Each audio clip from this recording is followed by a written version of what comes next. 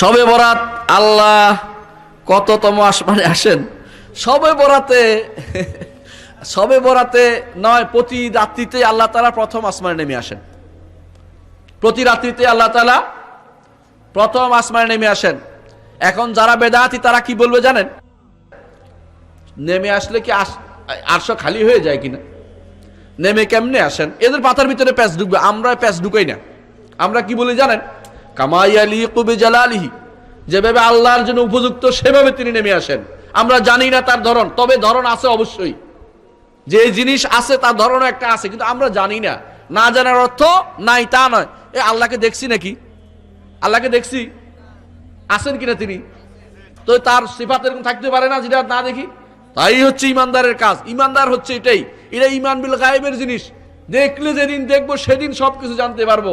এর আগ পর্যন্ত এটাই হচ্ছে ইমান বিল গায়েব। না দেখে বিশ্বাস করবো আল্লাহ তাআলা প্রথম আসমানে নেমে আসেন। শবে বরাতে স্পেশালি কোনো কিছু নাই।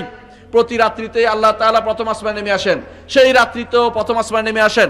যেই হাদিসে আছে যে তিনি সেই রাত্রি, শবে বরাতের রাত্রি, বা অনেকে বলে থাকেন যে শবে বরাত বা 15 শাবানের রাত্রিতে আল্লাহ তাআলা প্রথম রাত্রিতে নেমে আসেন, হাদিসটা দুর্বল, এটার উপরে আমল করা যাবে না।